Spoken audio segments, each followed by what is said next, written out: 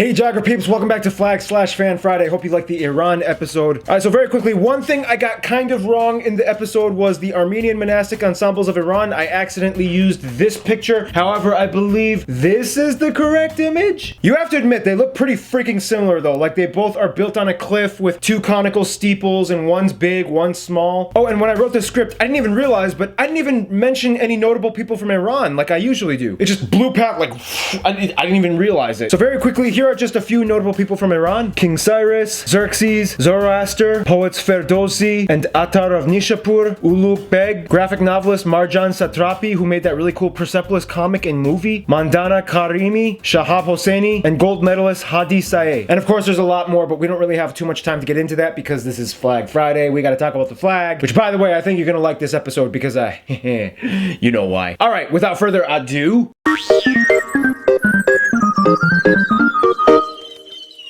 Alright, the flag of Iran is pretty cool because it kind of has like a lot of hidden messages in it. First of all, the flag is a horizontal tricolor of green, white, and red with the national emblem in the center. The green stands for culture growth, happiness, unity, nature, and the Persian language. The white stands for freedom, and the red stands for...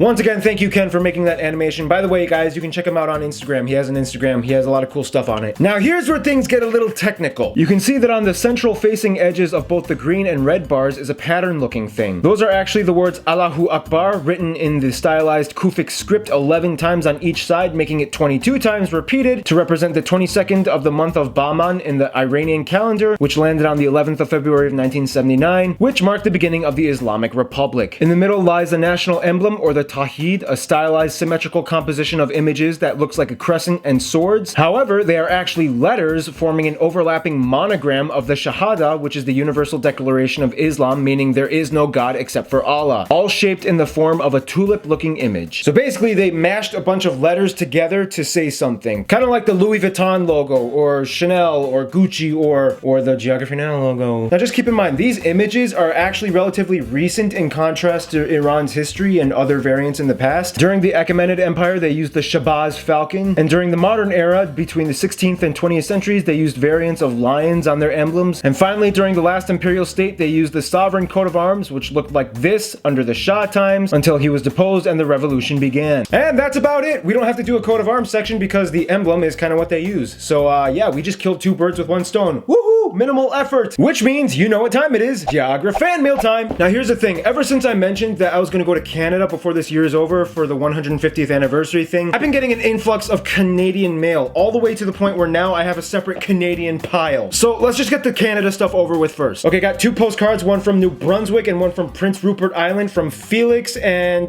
what's your name? Chip. And Colton and Justin sent me these Canada Park passes and the Canada 150 pamphlet. So thank you guys, Canadians. You don't have to send these to me anymore. I have like 4 of them. I only need one. Seth, thank you for sending this stuff from Winnipeg. Winnipeg is kind of like Canada's murder capital. In 2017, they had 6 homicides. Alex from British Columbia, one of these big Aero chocolate bars. And finally, this box from Eli from Langley in also British Columbia. He sends a flag of Northern Ireland, another flag of British Columbia. Ah, this is cool. A flag of Nunavut. So yeah, I'm really sorry, Eli. I don't drink pop. I call it pop. I don't call it soda. I should probably record Keith like drinking this. What do you guys think? Should I record Keith? All right, so that was all the Canadian stuff. Let's now move on to the other stuff. Okay, Rasmus from Sweden. Okay, you're from Sweden, but you send me an Estonian flag. Estonian gummy candy. Hey Barb, it's both me and my younger brother really like your channel. Even though we live in Stockholm, Sweden, we are also half Estonian. Ah, that makes sense. Also, Estonia makes the best candy in the world. Thanks, guys. Eric from Eureka, California sent a ton of origami. He wrote Geography Now, my name in Japanese and my name in Chinese. Okay, I know this one, it's Baoluo, right? Okay, this was a little weird. Like, 2 of you have sent me clay figurines. Ita from South Carolina sent me these. Logan from Michigan tried to send a lemur, but unfortunately it broke. Okay, now here's the deal. The post office said I got some letters, but they were ripped and destroyed because they had coins in them. And guys, I really do appreciate it, but it will rip. It's happened before. Just a little heads up. But yeah, thank you, Coleman Australian. I have never had a Liberty coin. I knew the US made these, but yeah, it's wow. I've never seen one of these before in real life. That is so cool. Thanks, man. But this is probably what ripped up your envelope, man. You put this big, heavy coin in here. Okay, this is pretty cool. Jacob from Murfreesboro, Tennessee, really likes studying North Korea, and he even sent this North Korean banknote. Isaac from Green Bay, Wisconsin, is Lebanese American, and he sent a bunch of recipes for Lebanese food. Tyler Wen from Nevada sent this really cool comic. I actually read it, and it's kind of funny. Thank you. It's a postcard from Matt from Dublin. Yeah, heritage trip. I'm going to Dublin with my mom, so if you're free, maybe we can meet up. This is from Philippe from France. Funny, you didn't even write to me in French.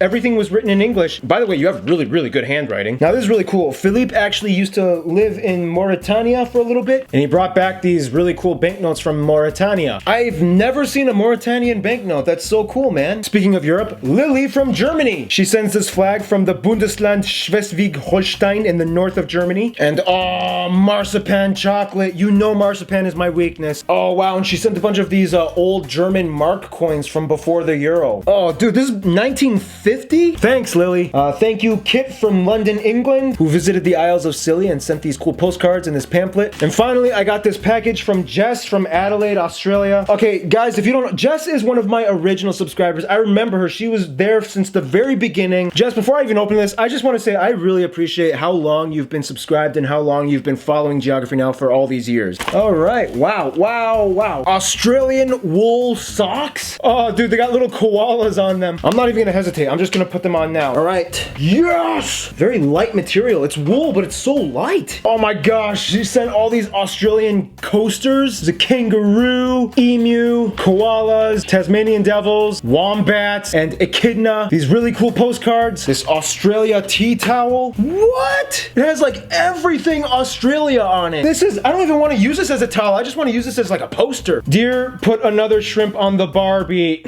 Hey, you're the Australian one making the joke, so it's not on me, it's on you. Hope you remember who I am. It's Jess. Yes, I do remember. You are arguably my favorite YouTuber, and I have learned so much from your videos. Your wacky sense of humor never fails to crack me up. Jess, this is... You're awesome, Jess. You're just so awesome. All right, so this was really fun, but you know what time it is? It's time for return address contest. I put all of your return addresses into this bag, and I pick one out, and whoever wins, I get to send a little gift to. So here we go. Not gonna look, just gonna pick one. Eric Ismail from Bandung, Indonesia. Yes, you just won. Okay, guys, so this was really fun. Just thank you so much for interacting with me. It's so cool to put your countries on display. And yeah, stay tuned. Next week, Iraq will be up. Stay cool. Stay tuned. You've just been flagged. Almost forgot again.